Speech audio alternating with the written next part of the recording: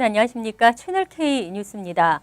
미국에서 태어나고 자란 아이들은 한국의 전통 문화와 놀이를 직접 체험할 수 있는 기회가 그리 많지 않은데요. 어제 뉴욕 커닝함 팍에서는 한국의 정취를 느낄 수 있는 어린이 민속 큰 잔치가 열려 온 가족이 함께 즐거운 시간을 보냈습니다. 금홍기 기자입니다. 어색한 자세로 공손히 손을 모아 큰 절을 하는 어린이들. 절을 하고 받은 복주머니가 아이들을 마냥 신기하게만 합니다. 엄마와 함께 널뛰기를 해보고 아빠와 함께 굴렁쇠도 힘차게 돌려보지만 마음처럼 쉽지 않습니다. 원광한국학교와 원광복지관이 주최한 이번 어린이 민속 큰 잔치는 설을 주제로 열렸습니다. 뉴욕시 공립학교에 설을 휴교일로 지정하기 위한 캠페인이 전개됐고 설이면 온 가족이 즐길 수 있는 전통 놀이들을 직접 해보며 설 문화를 체험하는 시간을 가졌습니다. 고유 명절인 설날에 주로 했던 그 민속놀이를 많이 여기서 어린이들이 체험하게끔 그런 놀이마당을 더 많이 다른 때보다 더 많이 마련했습니다. 어린이 민속 큰 잔치는 타민족에게 우리의 설 풍습을 알리는 것은 물론 한인 2세들에게는 자긍심과 정체성을 심어주는 기회가 됐습니다. 윷놀이 같은 경우는 저는 어렸을 때부터 이제 부모님을 통해서 학습하고 같이 즐길 기회가 있었는데 우리 첫애는 이게 처음이에요. 근데 정말 흥미를 갖더라고요, 처음부터. 어린이 민속 큰 잔치를 맞아 한데 모인 천여 명의 가족들은 모처럼의 가족 나들이로 한국 명절의 정취를 느낄 수 있는 즐거운 주말을 보냈습니다. 채널K 뉴스 금홍기입니다. 최근 맨해튼에서 아시안 여성을 겨냥한 묻지마 폭행이 잇따라 발생하고 있습니다. 망치 폭행에 이어 이번에는 무거운 물체가 든 비닐봉지 폭행으로 부상을 입히고 있는데요. 뉴욕시경이 흑인 용의자를 공개 수배하고 나섰습니다.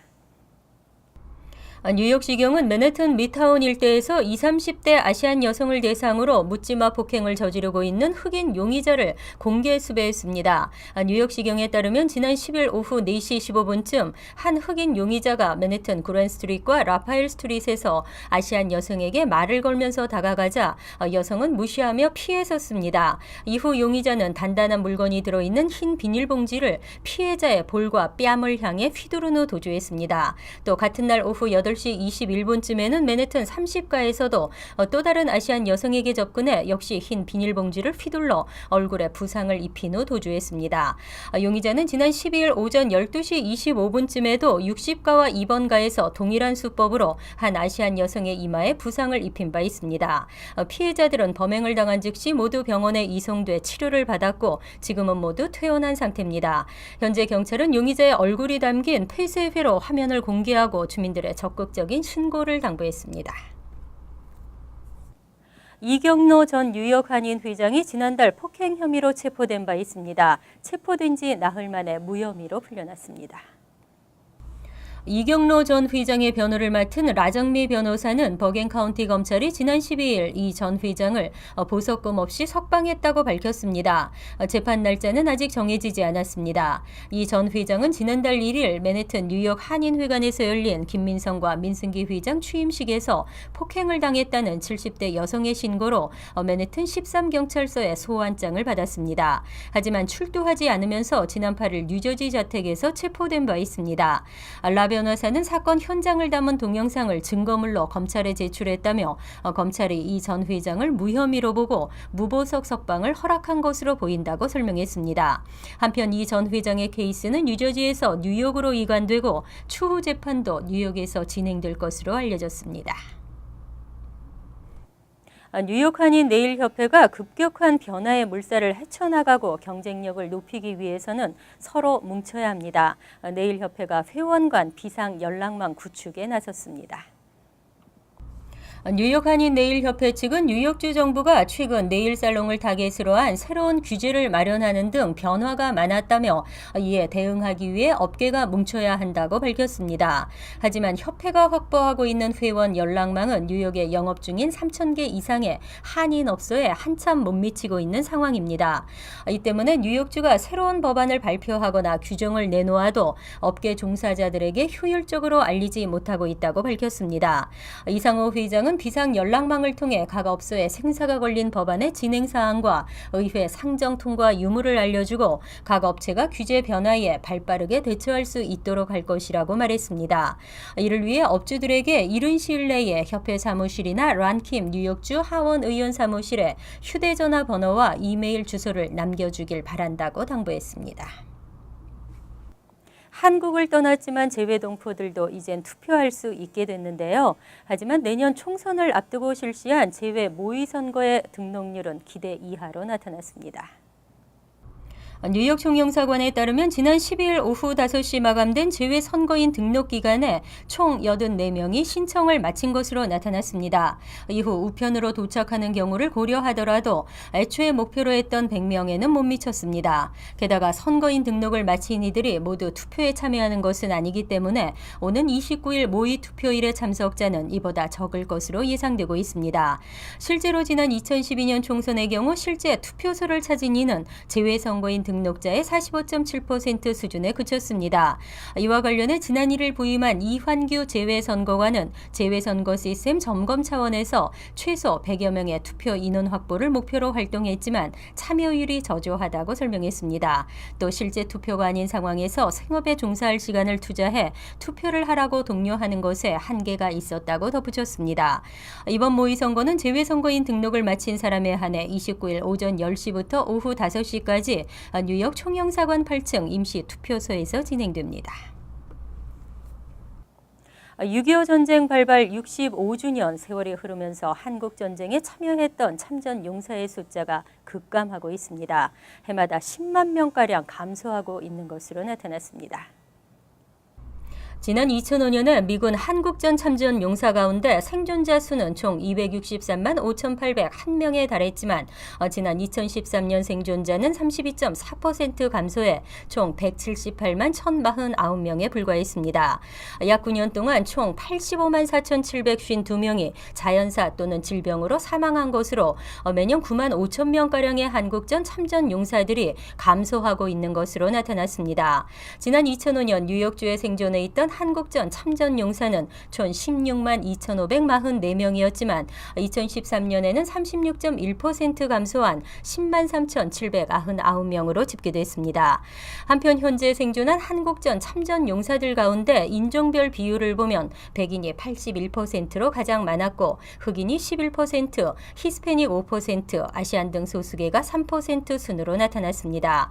한편 한국전 참전 용사 가운데 23만 명은 베트남과 한국전에 15만 6천 명은 2차 세계대전과 한국전에 중복 참전했고 7만 8천 명은 2차 세계대전과 한국전, 베트남전 등 세계전쟁에 모두 참전했던 것으로 조사됐습니다. 적절한 렌트비는 총 수입의 약 20%라고 합니다. 하지만 서민들은 총 수입의 30%에서 많게는 50%를 렌트비로 지출하는 현실입니다. 이러한 상황에서 뉴욕주 렌트 안정법이 오늘로 끝납니다. 가까스로 눌러놓은 렌트 인상률이 폭등할까 우려됩니다. 민주당은 렌트 안정법에서 해제되는 기준금리를 상향 조정하고 렌트 안정 아파트의 감소를 억제하는 개정안을 연장안과 함께 주장하고 있습니다. 하지만 상원을 장악하고 있는 공화당은 현 수준의 렌트 안정법을 8년 연장하자는 의견을 내세우고 있습니다. 만약 렌트 안정법 연장안이 통과되지 못할 경우 건물주는 임대차 계약 갱신 시 렌트 가이드라인 위원회가 정한 최대 인상폭을 무시하고 렌트를 올릴 수 있습니다. 하지만 다수의 전문가들은 지난 2011년에 연장안 만료를 예로 들며 연장안 통과가 15일을 넘기더라도 의회가 발효 시기를 15일 자정으로 소급 적용해 세입자 보호에 나설 것이 확실시 된다고 예상했습니다. 앤드류 쿠오모 뉴욕 주지사 역시 해당 법안에 공백이 발생했다고 세입자를 부당하게 대우하거나 쫓아내려고 하는 건물주에게는 주정부 차원의 모든 제재 조치를 취할 것이라고 경고했습니다. 빌 드블라지오 시장 역시 즉각적인 연장안 통과를 촉구하고 있습니다. 허리케인 샌디 피해 지원금을 받은 일부 가구가 수혜 대상에 적합하지 않은 것으로 뒤늦게 밝혀지면서 반환을 요구받고 있습니다. 하지만 연방재난관리청의 반환 독촉이 지나치다는 지적입니다. 연방재난관리청이 롱아일랜드에서만 약 1000가구에 총 679만 달러의 지원금 반환을 요구하는 청구서를 발송한 것으로 나타났습니다. 뉴욕주 전체로는 1510만 달러 규모로 가구당 26달러 99센트에서부터 많게는 31,900달러까지 지원금 반환이 청구됐습니다. 샌디 이후 연방재난관리청이 피해 가정을 대상으로 준 지원금은 실제로 거주하는 주택에만 해당되지만 일부는 별장 등 세컨드 홈에 받았거나 개인보험 또는 다른 연방지원 프로그램으로 중복 수혜한 것으로 나타났습니다. 하지만 피해자 지원단체들은 이미 많은 가정들이 지원금을 모두 사용한 상황이라며 환수 조치는 심각한 재정적 부담을 가하고 있다고 주장했습니다. 또 연방재난관리청이 최초 통보 후 합의나 반환이 없을 경우 90일 만에 벌금을 통보하고 120일 안에 응답이 없으면 압류 등 강력한 제재 조치를 취할 수 있도록 재무부로 케이스를 이관하고 있다며 피해 가구에 대한 독촉이 지나치다고 지적했습니다. 다른 인종 간 결혼과 자녀 출산이 늘어나면서 미국 내 혼혈 인구가 증가하고 있습니다. 인종 구조에도 변화가 나타나고 있는데요. 18세 이상 미 전체 인구 중 혼혈인이 약 7%를 차지하는 것으로 조사됐습니다. 퓨 리서치가 발표한 18세 이상 혼혈인에 대한 보고서에서 미 전체 인구 가운데 6.9%는 혼혈인 것으로 조사됐습니다. 연방센서스국이 미국 내 혼혈 인구의 비율을 2.1%로 추산하고 있는 것보다 3배가 넘는 수치입니다. 이와 같은 차이는 혼혈인 가운데 상당수가 인구 조사 때 혼혈이라고 답하는 대신 특정 인종을 택하기 때문으로 풀이됩니다. 또 이번 조사에서는 혼혈 인구 중 백인과 원주민 혼혈인들이 50%로 타 혼혈인들에 비해 가장 많았습니다. 다음으로 흑인 원주민이 12%, 백인 흑인 11%, 히스패닉계 혼혈 11%, 백인 흑인 원주민 6%, 백인 아시안 4% 순으로 조사됐습니다. 한편 2013년 출생아 중 혼혈 비율은 10%로 이 중 백인 흑인 혼혈아가 35%로 가장 많았고 백인 아시안이 24%, 백인 원주민이 11% 순으로 조사됐습니다. 현재 전체 혼혈 인구 가운데는 백인 원주민 혼혈이 절반 이상이지만 흑백 혼혈과 백인 아시안 혼혈 인구가 증가 추세를 보이며 머지않아 전체 혼혈 인구의 과반 이상을 차지할 것으로 예상되고 있습니다. 이어서 LA 지역 한인사회 소식입니다. 한국 내 토종 애니메이션들이 북미 시장 진출을 추진하고 있습니다. 정서적인 장벽으로 가로막혀 있던 시장 진출에 코트라와 한국 콘텐츠 진흥원까지 발벗고 나섰습니다. 김정균 기자가 보도합니다. 한국의 대표 토종 애니메이션 포로로와 라바. 지난해 이들을 앞세운 컨텐츠와 캐릭터 사업만으로 4천만 달러가 훌쩍 넘는 매출을 달성했습니다. 최근엔 브라질과 칠레까지 수출국에 포함시키며 남미까지 시장을 확장하고 있습니다. 하지만 미국의 경우는 다릅니다. 월트 디즈니와 드림웍스 등 거대 애니메이션 제작사들이 버티고 있는 데다 문화적 정서의 차이도 있어 판로 개척엔 한계가 있었습니다. 기획력이라든지 그다음에 그걸 수익화를 시키는 그런 구조 면에서 해외 그 큰 시장에서는 약간 부족한 면들이 있죠. 예. 이 같은 한계를 극복하고자 한국 컨텐츠진흥원과 코트라 LA 무역관은 오늘 LA에 처음으로 북미 시장 쇼케이스를 기획하고 50명의 미국 애니메이션 관계자들에게 한국 토종 애니메이션을 소개했습니다. 반응은 뜨거웠습니다. Transformers or cars or things that we've seen before, but they're doing it in a new creative way. And I think that's always the key. 오늘 같은 이런 그 캐릭터 쇼케이스를 통해서 우리나라의 많은 좋은 그 콘텐츠들이 그 북미 시장에 진출할 기회가 많이 주어졌으면 하고요. 특히 최근엔 온라인 스트리밍 서비스를 통한 애니메이션 콘텐츠의 수요가 늘면서 시장 진출의 가능성은 더 높아지고 있습니다.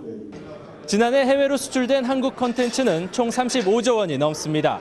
이제 한국 애니메이션 캐릭터까지 합세하며 한국 콘텐츠 산업에 힘을 싣고 있습니다. MBC 뉴스 김정균입니다. 월드리포트입니다. 동물의 배설물에서 나온 커피나 차 등이 맛이 좋다고 해서 인기인데요.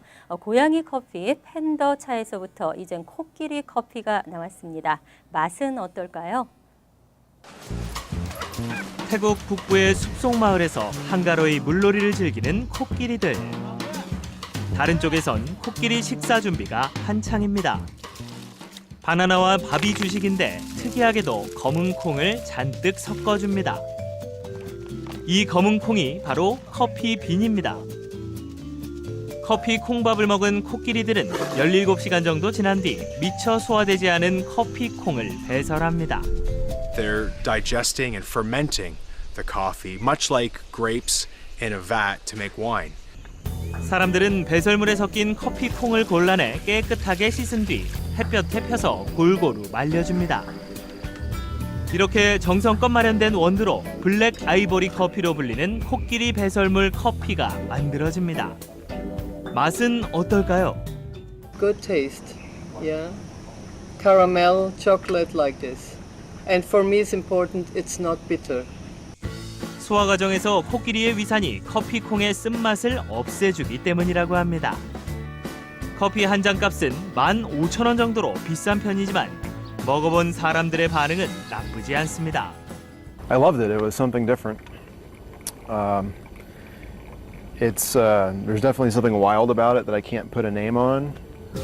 특히 커피를 생산하는 코끼리들은 관광객 투어와 같은 고된 노역에서 해방돼 블랙 아이보리 커피가 코끼리 보호에도 일조한다는 평가를 받고 있습니다.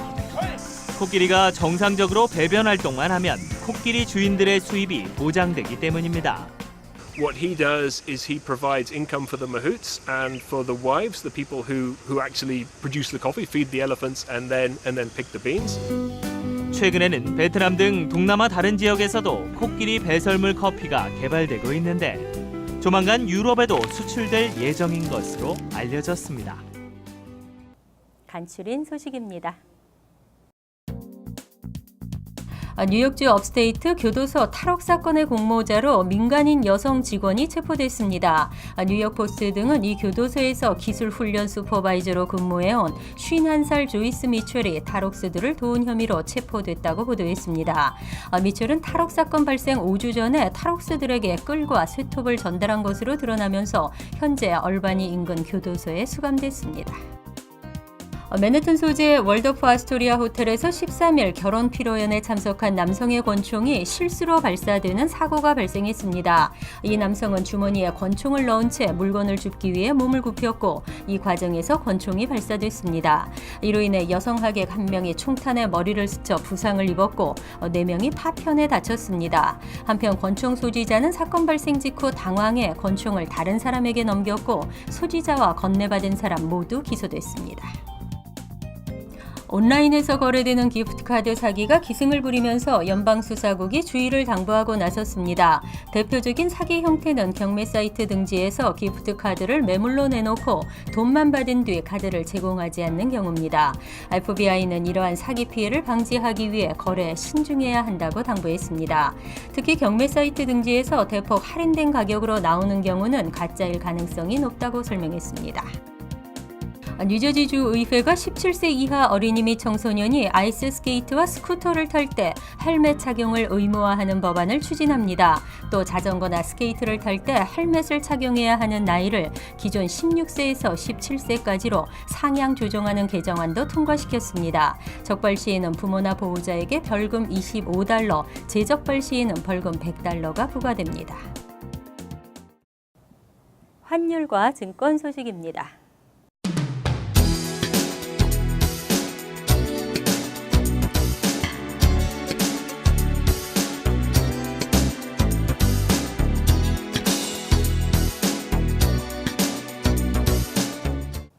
이어서 날씨입니다. 화요일은 후덥지근한 날씨에 차차 흐려지면서 오후에는 바람이 불고 폭우가 내리겠습니다. 낮 최고 기온은 82도, 섭씨 27도, 밤 최저 기온은 67도, 섭씨 19도로 예상됩니다. 수요일은 지역에 따라 간간히 흐리고 맑겠습니다. 목요일은 선선한 가운데 흐리고 비가 내릴 수 있습니다. 금요일은 대체로 맑겠으며 다시 더워지겠습니다. 항상 여러분과 함께하는 채널 K 뉴스 여기서 마칩니다. 편안한 저녁 되시기 바랍니다.